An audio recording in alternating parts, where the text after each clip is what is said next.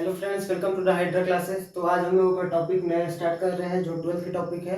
तो electromagnetism start करेंगे। Basically इसके अंदर बहुत सारे पार्ट्स हैं, तो उसमें पर्टिकुलरली हम लोग इलेक्ट्रोस्टैटिक्स स्टार्ट करेंगे।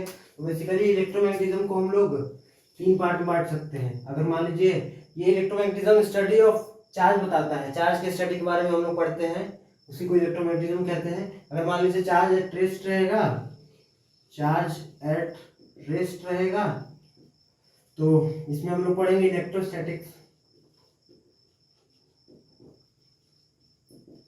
कैपेसिटर्स, सब हम लोग कवर करेंगे।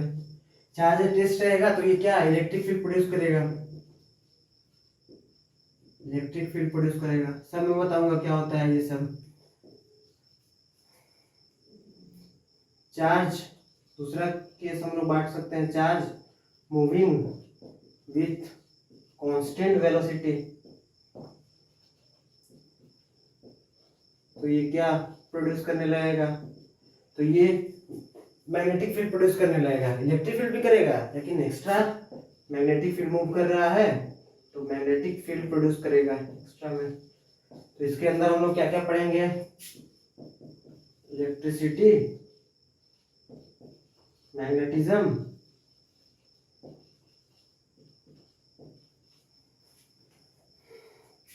इलेक्ट्रोमैग्नेटिक इंडक्शन, EMI, AC, ये पढ़ेंगे। अगर चार्ज मूव कर रहा है एक्सेलरेशन के साथ, चार्ज मूविंग विथ एक्सेलरेशन,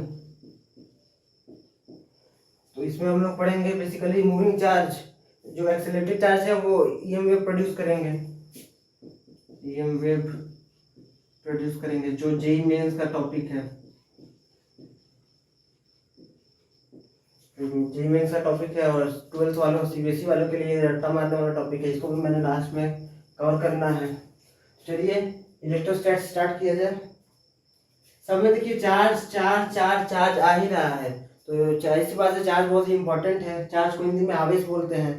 तो इलेक्ट्रोस्टैट स्टार्ट करने से पहले मैं चार्ज की कुछ प्रॉपर्टीज है मैं आप लोगों को बता देता हूँ, फिर उसके बाद कूलम्ब्स लॉ पे आएंगे। तो चलिए चार्ज की कुछ प्रॉपर्टीज है, उसको सीख लिया जाए।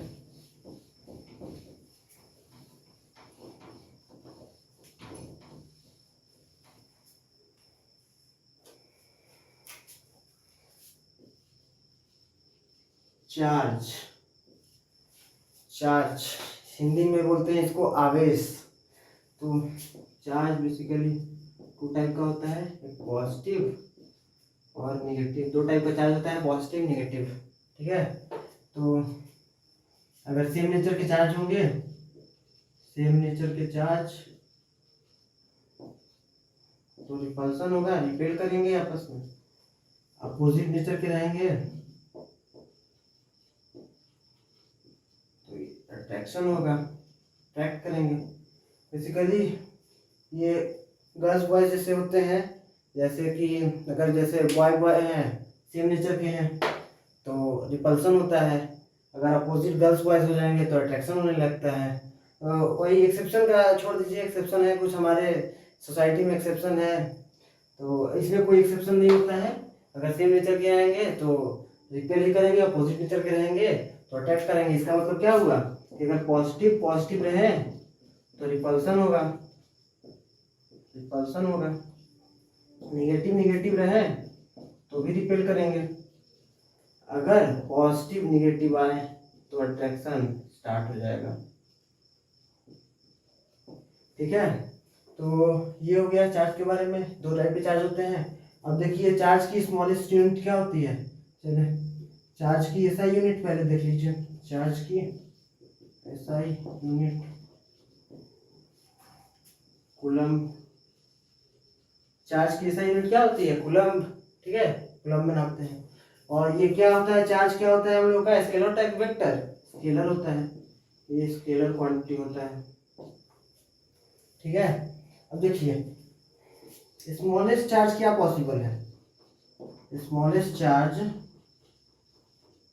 क्या पॉसिबल है, plus minus electronic charge. Electron या प्रोटॉन पे जो चार्ज होगा वही स्मॉलेस्ट चार्ज पॉसिबल है अभी के डेट में। हालांकि इसका एक्सेप्शन भी है, और भी इससे कम चार्जेस वाले पार्टिकल आ गए हैं, जैसे क्वार्ज। इस पे चार्ज होता है 2e/3 प्लस माइनस, या e/3 होता है। लेकिन अभी हम लोगों का क्या, बस यही रखेंगे, इसको अभी भूल जाएंगे, इसको अभी भूल जाएंगे, इसके बारे में अभी पढ़ना नहीं है। यही स्मॉलेस्ट चार्ज पॉसिबल होता है। इसकी वैल्यू क्या होती है? इसकी वैल्यू होती है 1.6 इंटू 10⁻⁻19 कूलम। ये होता है इसकी वैल्यू। अब देखिए, ये हो गया बेसिक बात चार्ज के बारे में। अब देखिए, हम लोग को पता है मास ऑफ इलेक्ट्रॉन क्या होता है, 9.1 into 10⁻31 kg। Mass of proton क्या होता है? Mass of proton 1.67 into 10⁻⁻27 kg। Mass of neutron क्या होता है? ऑलमोस्ट ये प्रोटॉन और न्यूट्रॉन का मास इक्वल होता है, बस न्यूट्रॉन थोड़ा सा ज्यादा हेवी होता है, 27 kg। चलिए, ये बात तो हो गई। अब इसके बाद हम लोग क्या,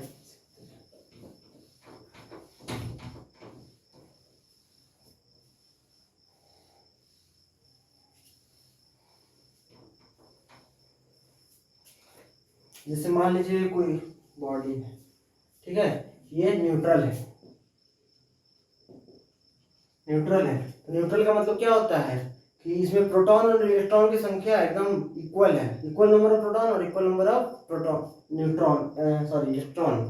तो तभी ये बॉडी जो हम लोग का न्यूट्रल होगा। जब इलेक्ट्रॉन और प्रोटॉन की नंबर्स बराबर हो जाएंगे तब वो न्यूट्रल हो जाएगा। ऐसा नहीं है कि उसमें इलेक्ट्रॉन और प्रोटॉन नहीं होते हैं। न्यूट्रल का मतलब होता है कि इलेक्ट्रॉन और प्रोटॉन दोनों है, लेकिन दोनों इक्वल नंबर में है, तभी ये न्यूट्रल है। अगर मान लीजिए हम लोग ये न्यूट्रल है बॉडी, इसमें से इलेक्ट्रॉन निकाल लिए, कुछ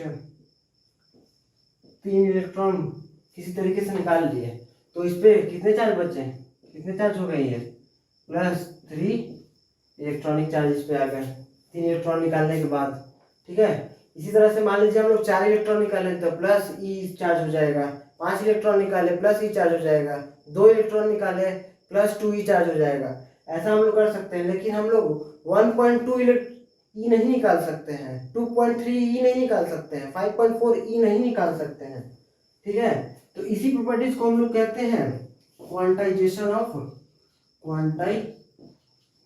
ऑफ चार्ज। बेसिकली क्या होता है, Q = ±NE, यही है। इसी प्रॉपर्टीज को हम लोग क्वांटाइजेशन ऑफ चार्ज कहते हैं। बोलते हैं हम लोग का चार्ज क्वांटाइज रहता है कोई भी बॉडी में। ये n जो होगा वो इंटीजर होगा, इंटीजर, ठीक है। तो चलिए, ये हो गया।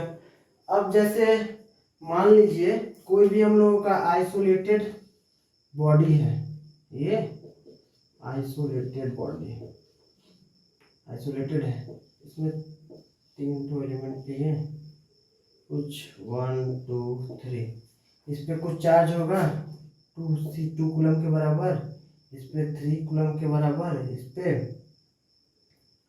4 कूलम के बराबर। अगर हम लोग कुछ इसको समहाउ कुछ चेंजेस करके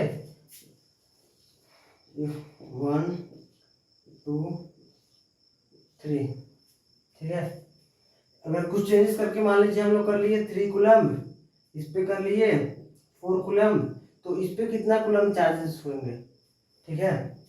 तो इसको निकालने के लिए क्या करते हैं हम लोग कि 2 + 3 + 4 = 3 + 4, इसको x मान लीजिए +x। देखिए क्या हो गया, 3 कट गया, 4 कट गया।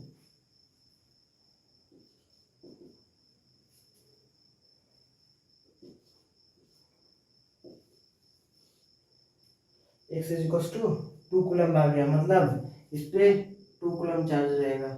इस प्रॉपर्टी को हम लोग क्या कहते हैं कि चार्ज इज कंजर्व्ड, मतलब conservation of charge, conservation of charge. तो बेसिकली हम लोग लिख सकते हैं for an isolated system, for an isolated system